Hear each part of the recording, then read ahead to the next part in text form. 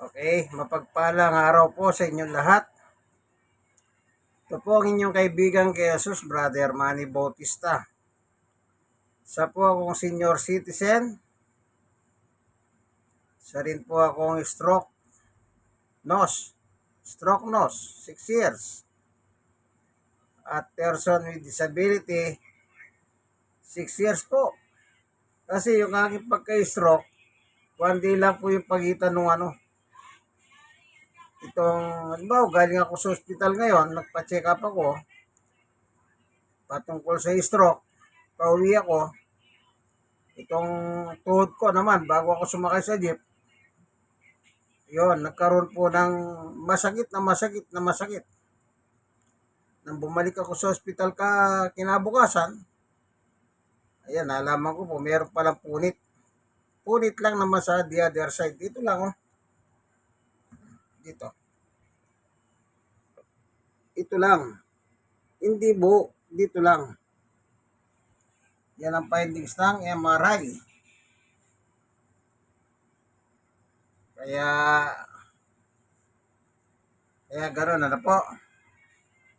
Ngayon, habang nanonood po ako kagabi doon sa Senado, yun nga, nanalo nga yung 15. Yes, ang nanalo na gusto ng mga majority ng 15 bigyan ng humanitarian reason si dating Pangulong Rodrigo Roa Duterte na sana magkaroon na lang siya ng house arrest. Kaya kung titignan mo, parang lumalabas kayo siya ng biktima. Sa aking analisa, ang nakikita ko dyan yung paggalaw ng pera. Kasi in the past, ang daming bali-balita, o kung pakikinggan nyo lang si dating senador, Trillanes, kung ilang bilyon-milyon ang pumapasok sa pera ng pamilyang Duterte.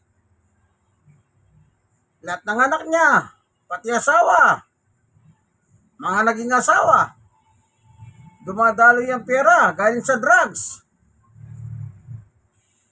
Pumapasok sa kaban ng bayan nila. O hindi ba? Bago nagkaroon ng botohan kahapon, di ba dumalaw si VP Sara? Si Lustay sa Senado? Di natin alam kung ano napag-usapan nila. Baka yan ang napag-usapan nila na gagawa nga sila ng ganyang botohan for humanitarian reason kasi nga daw matanda na. Kahit naman ng presidente na matanda na eh.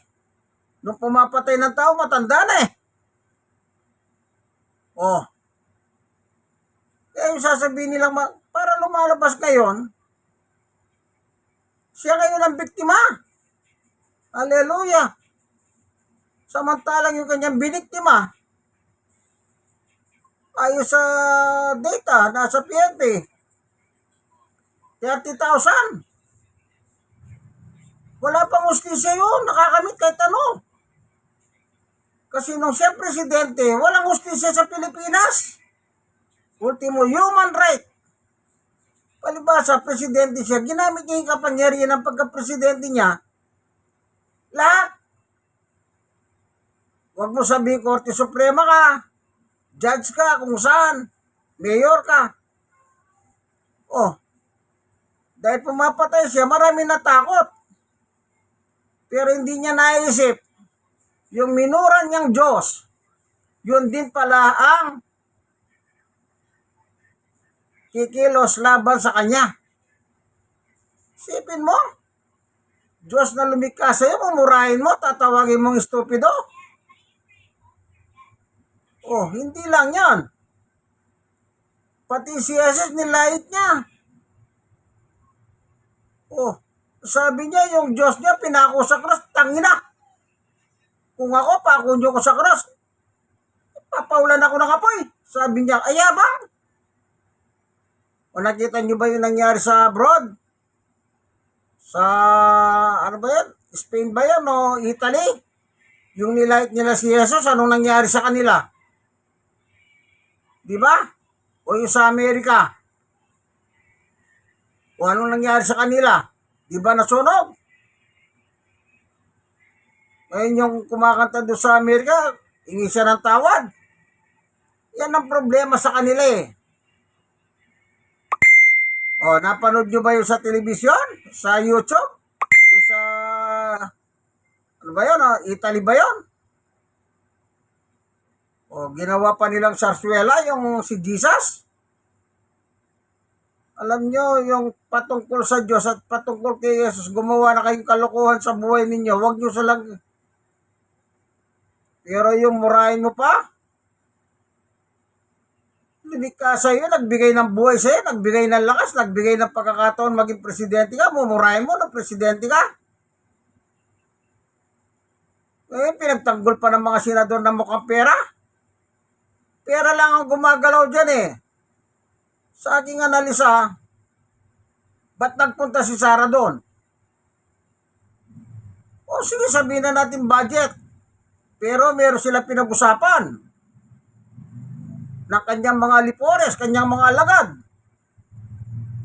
Pwede bang walang bendisyon yun? Yung ginawa ng mga senador na yung kagabi, napanood ko, kagabi nga nangyari yun. Oh. Lumalabas kayo, parang siyang biktima. Sinasabi nila matanda. Bakit? Nung gumagawa siya krimen, bata pa ba siya? Edad na rin naman siya. At inamin naman niya yan, yung pagpatay. Ang tinanong ni Pastor Benny Abante sa Quadcom. O, tinanong ni Pastor Benny kung meron ka ng pinatay, ano sagot niya? Meron. At yung lugar na yon na kung saan siya bumabaril ng tao, doon si Laila de Lima, nung nakaupo siya sa human right, nagpunta siya ron at nakakita sila ng mga buto ng tao. At muntik pang madali si Laila de Lima ron. Kasi talagang ayaw siya pumunta ni kaya nung naging presidente siya, di ba kinasuha si de Lima? Walang magawa si de Lima eh. Ngayon, na-clear siya sa lahat ng kinaso sa kanya. Halatang pag-iiganti. Oh, ngayon siya nakakulong, dapat lang sa kanya yon. Kaya gusto ninyo magkaroon ng humanitarian, puro. Tignan nyo muna yung biktima. Tama si Kiko Pangilinan Senador Pangilinan yung sa kanyang tatayo ako, sabi niya sa mga biktima, humingi ng katarungan. Tama yon. Wala pa nakukuha ng katarungan ang mga biktima. Binibigyan nyo ng hustisya. Talagang iba na ngayon ng Pilipinas. Iba na Senado. Alam niyo po, bagamat tayong mga Pilipino, talagang likas sa atin mahawain Pero dapat, sa ganyang bagay, gamitin niyo po ang utak sa tama. Hindi naman masamang, di pagdasal niyo na lang siya nang gumaling sa sakit. Kung may sakit nga talaga, ipagdasal niyo. Pero yung Timano, gusto nyo siya makalaya, bigyan nyo siyang house arrest. Alam niyo po, yan nga, sa bagay, wala. Money talk lang naman yan Ako, yan ang aking analisa. Pera lang. Kung sabihin nyo hindi totoo yung sinasabi kong pera, hindi, bahala kayo. Basta sa akin, yan ang aking yan ang aking analisa. Kaya tayo po, panalangin na lang siya. Sana gumaling siya kung talagang may sakit siya. Kung ano man yung karamdaman. Andyan naman ang Diyos, handang magpatawad Si Apostol Pablo nga, mamamatay tao eh. Pinapatay niya mga alagad ni Jesus eh. Pero nakamtan niya yung awat biyaya ng Diyos eh. O tignan po natin sa Biblia. Si Duterte pang hindi magkakaroon ng ganyan. Kung yung awa kay Pablo nakamit niya, si Duterte rin magkakaroon ng ganyan. Pero ang problema sa kanya, kanino siya humingi ng tawad eh? Yan totoong Diyos na may gawa ng langit at lupa. Tinawag niyang stupido. Pagkatapos si Jesus nilahit niya dahil napako sa cross. O sino tatawagin niya ngayon? Ako meron akong may papayo sa kanya. Tawagan mo si Kibuloy. Yung sanggang dikit mo, manyak sa laman. Ito, sinabi niya, siya naman ang Kristo eh. Ano sabi ni Kibuloy? Hindi nila tinanggap si Kristo sa Israel. At yung espiritu niya sumanib sa akin, sabi niya. O doon ka dinadasalan mo. Isang gandikit mong manyak.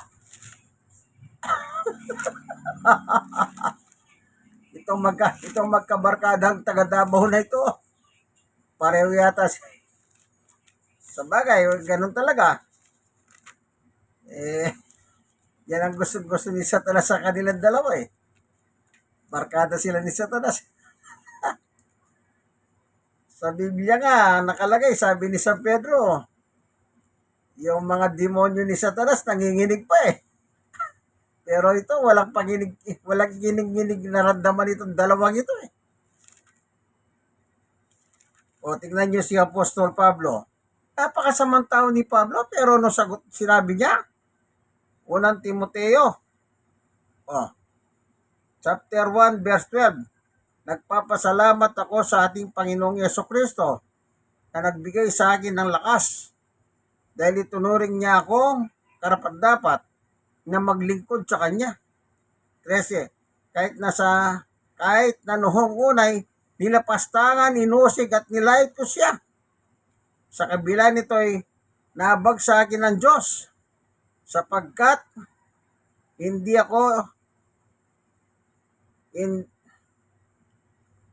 ko nalalaman ang aking ginagawa noong ako'y hindi pa sumasampalataya. 14. Pinasagana sa akin ang kagandahang loob ng ating Panginoon at pinagkaloob niya sa akin ang pananampalataya at pag-ibig na natatagpuan sa ating pagkikipag-isa kay Kristo Jesus. O yan o. Itong dialogue ni Pablo nang hindi pa siya mananampalataya. Sa bagay, sabi ni Duterte nung araw, hindi naman ako Katoliko eh. Muslim ako. Ang problema, ang daming mga Muslim na hindi naniniwala sa mga Muslim eh. May mga Muslim na nangangaral ang dala si Kristo. Napanood ko sa Amerika. Tapos may Muslim lumapit doon, ginugulo niya. Dinala siya ng pulis ha. Sipin mo, Muslim yon. Ba't mo ginugulo yung pangangaral kay Kristo? Yan si Pablo. Kung alam niyo po, sa totoo lang, mabigat talagang ginawa ni Duterte. Tawagin mo ba naman stupido ang Diyos eh? Sino ka? Layitin mo siya sa pagkapako. Kung walang pinako sa krus, meron bang kapatawaran ng kasalanan? Wala. Kung magsisi siya, tanggapin niya si Jesus. Walang problema yan, patatawarin siya ng Diyos.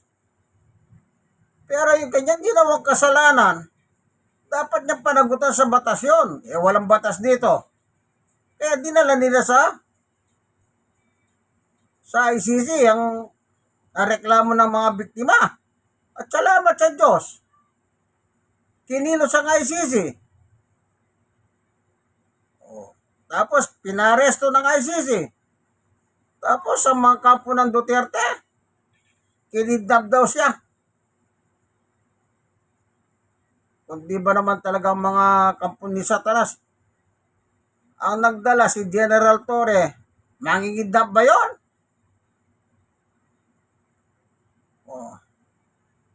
Ngayon, may sakit daw siya. Sabi nga ni Senator Risa, hindi ba pag may sakit, dapat dalhin sa doktor? May doktor naman dun eh. Ano dapat mong ipag-alala? Kung ano mang karamdaman niya, may doktor. Kung talagang dumating ang panahon na mamamatay na siya, wala, hindi natin mapipigilan yan. Pero mas maganda sana makapagsisi siya bago siyang mamatay. Sa ngayon, ang abag ng Diyos nandyan lang. Ang awa ng Diyos nandyan lang. Kagaya ni Pablo, napagang Diyos sa akin, sabi niya. Sa kabila ng kanyang kasalanan ng mga pinapatay niya ay mga tagasunod ni Jesus. Oh, mga tagasunod ni Jesus pinapatay ni Pablo. Pero kinahabagan ako ng Diyos, sabi niya. Napakaliwanag oh. Oh, kahit na noong unay nila pastangan, inusig at nilait ko siya. Sino? Si Jesus. Eh, pagkakataon pa naman ang inyong po na si Duterte kayo mga DDS eh. Pero hihingi kayo ng humanitarian. Mukhang malayo kayo sa katotohanan eh. Yung biktima hindi pa nagkakabit ng katarungan. Ay, inyo munang gumulong ang katarungan para sa kanila. Kita nyo ngayon, nagkakagulo na naman ang mga tao, mga biktima. Dahil gumawa kayong ganyan senaryo sa Senado. Delikado kayo. Eh bakit? Sa eleksyon, tatandaan kayo kung sino bumoto ng yes, sigurado. Sigurado, doon na singilan sa election day, sa 2028, kung sino man natatakbo pa sa inyo dyan. Oh. Hindi pa nagkakaroon ng justisya ang mga biktima eh. Kaya nga sabi nyo, ang anak nila lumabas ng bahay, wala na, hindi na umuwi. Di walang marker yung libingan. Oh. Kagaya ni Senator Bato. Kasi si Bongo. Oh. Anong sabi? Si Bongo nagbababa ng utos ni Duterte kay Bato. Si Bato naman ang tagasunod, Kaya yan, namumuro na silang dalawa. Kaya sabi ni Sunny Trillanes kagabi, nanood ako, saka si Bunyog, sabi niya, at si Atty. Conte, kanina napanood ako.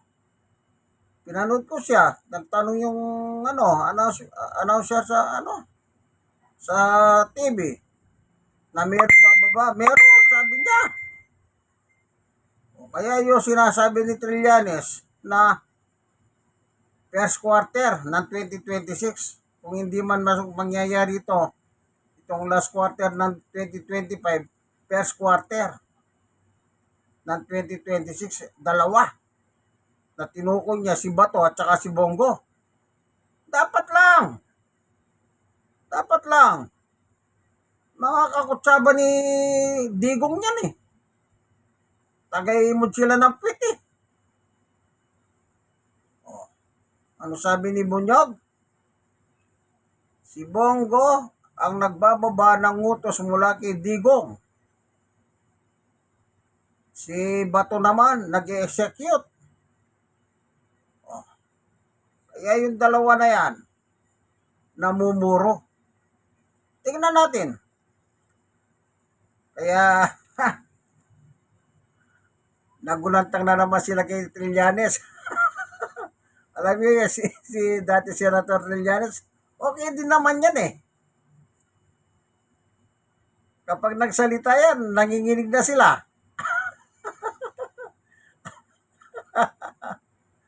Matapang eh. Talagang siya. Siya nagbulgar ng mga drugs money ng pamilya Duterte. O sa kani-kanino sa Duterte families bumabagsak yung mga pera. Galing pa sa Pogo, galing pa sa Kusasan na. Pinahirapan nila yung taong bayan. Utang sila ng utang sa abroad. Samantalang si Pulong binigyan ng 51 billion. Flood control. O ngayon, tanong nga ng mga taga Davao, nung ba sa Davao, Pulong, nasaan na Isipin nyo. Siyempre, tatay niya si Digong nga nakaupo eh. Kaya binigyan niya kanyang anak ng ganong kalaking halaga. O ngayon, kahit anong gawin nyo, ang totoo, ito lang, ang totoo lang mga Dutertes, wala na. The rise and fall of Duterte's family. Minsan nyo na natikman ang pinakamasarap ng inyong buhay sa panahon na nakaupo ang padre di pamilya ninyo. Ano? Ngayon, ang Diyos nang gumagawa ng parahan para ibaba na kayo. Ang Diyos ang naglagay sa inyo nun eh. Ang Diyos din ang nagbababa. At ang Diyos din ang gumagawa ng parahan para magbayad kayo. May pagkakataon pa naman kayo eh. Tanggapin nyo lang si Jesus. Kayo mga DDS. Sabi ni Bato noon, hindi ako DDS. Sabi ni Digong Duterte, yan, yung senador na yan, yan ang unang DDS. Ubod na sinungaling si Bato. Binuko ka ng yung puhon na si Digong. Magsisi lang po kayo, tanggapin nyo si Jesus. Andyan lang po si Jesus. Handa po siyang magpatawad, handa kayong tanggapin. Pero bilang tao po, ang sabi nga ni Jesus nang nagsimulang mangaral si Jesus, magsisi kayo. Oh. Siyempre, kapag nagsisi ka, may aaminin kang kasalanan, kaibigan. Yun ang repentance eh. Aminin mo muna yung kasalanan mo. Yan ang pagsisisi. Pag-amin sa iyong kasalanan. Eh wala eh. Meron ba kayo nabalita na umamin na sa kasalanan? Ang matandang Duterte, wala. Kaya nga kaso niya, ano bang kaso niya? Against crimes against the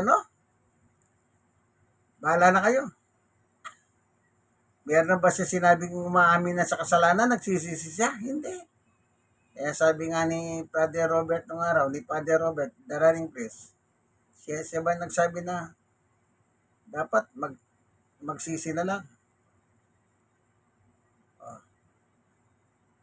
Tignan niyo po.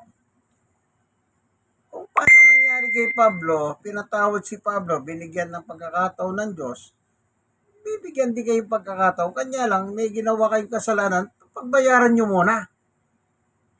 Ayan nyo muna gumulong ang hustisya para sa kanila. Ano po? Noon meron akong kakilala noon. Isa siyang nakapatay siya ng tao, nagtago sa batas. Tapos may pangangaral sa lugar nila. Nakapaginig siya. Hindi kasi siya mahuli eh. Nakapaginig siya. Pagkatapos niya nakapaginig sa pangangaral sa probinsya nila, nilapitan yung pastor. Kinausap yung pastor.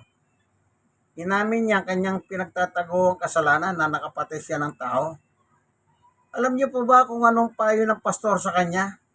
Sumuko ka sa batas. Sumuko siya. Pinagbayaran niya yung kanyang utang at nung lumalakad ng ang hustisya, yung hearing, siyempre, nung tumakas siya, walang hearing eh. Nang magsimula na po yung hearingan doon sa kanyang kasalanan, later on, natanggap ng mga pamilya nung napatay niya, na talagang nakita yung katapatan sa pagsisisi sa kanya, pinatawad po siya. Ganyan tayo mga Pilipino eh. Mababaw lang ang ating kaligayahan. Madali tayong mahawa. Pinatawad siya. Eh kung di siya nakapakinig na salita ng Diyos, baka hanggang ngayon nagtatago yun. Kasi hindi na siya magilap eh. Kaya ano sabi ng pastor, sumuko ka sa batas, bayaran mo yung utang mo muna sa batas. Later on, hindi naman po masyadong nagtagal eh. Dahil nag-hearing, umati-ate siya. Siguro nakita ng mga nabiktima niya, naawa, pinatawad. Ganyan po eh. Ito si Duterte, may hearing, ano sabi niya? Ay, hindi pa ako physically fit na umaten ng hearing. Isipin mo yan. Ala pang hearing nangyayari eh. Gusto niya. Labas na kagad. Hindi po pwede yung ganon. Paano naman yung mga biktima? Kahit bayaran mo yung, kahit naman po nilang bayaran yung mga biktima nila dahil talaga marami silang pera. Pero yung sakit hindi po ganun kadali. Lalo na wala pang hustisya nakakabit. Gusto mo makalaya ka na. At salamat. Walang tumanggap sa iyo sa abroad na mga bansa. Wala. Nakakahiyan ba sa Pilipinas? Walang tumanggap. Kaya, inatras na lang nila yung request nilang ano. Ano request nila? Interim release. Nag-apply sila. Sila mismo, inatras sila. Kasi walang may gusto sa kanya eh. Even ng China, ayaw niya nga ng China eh. Siya kaibigan niya si Jinping. Si Jinping, hindi pala niya kaibigan. Na nakikiusap sa kay Jinping na magtago sana siya doon nung nagpunta sila ng Hong Kong. Wala, tinanggihan siya ni Jinping. Isipin niyo po yan. Nakakaya. Pero siyempre, ganyan talaga, nakagawa ang kasalanan. Dapat lang magbayad ka muna. Later on, tsaka kayo humingi ng kung ano ibang consideration na gusto nyo hingin sa taong bayan. Wala pang justisyang bumababa eh. Sa biktima eh, gusto nyo, makarelease na kayo agad. Kunwari, nangangako, hindi nagagawa ng krimen. Ubod na sinungaling ang pamilya Duterte na yan eh. Mapag-drama pa. Sinungaling na, mahilig pa mag-drama. Kala mo totoo. Sana artista na lang pinasok ninyo eh. Total, artisahin naman ang galaw ninyo eh. Hindi ba ganyan? Pera ng taong bayan, nilulustay nyo. Bagay, tama nga sabi nilang mga tao sa iyo. Busy lustay. Sige po, hanggang dito na lang. Tandaan nyo po, yung nangyari kay Pablo, pwede rin mangyari sa lahat ng tao. Hindi lang naman kay Duterte, sa lahat ng tao. Pero ayan nyo muna, gumulong po ang hustisya para sa mga biktima niya. Salamat po, Panginoon Diyos. Nawa, yung makapakinig ng video ito, magdala sa kanila ng konting kahalaman ito. Salamat po sa ngalan ni Jesus. Amen. Mga kaibigan, like, share, at i-share nyo po sa iba kayong mga nasisiyara naman. Ano po, napakaganda pong lahat ng tao nagkasala naman. Kanya lang, huwag nyo naman, di pa kayo nakakabayad ng utang, gusto nyo, timano, yung gusto nyo, hindi po pwedeng gano'n naman. Ayan nyo muna gumulong ang hustisya. Po, thank you for watching.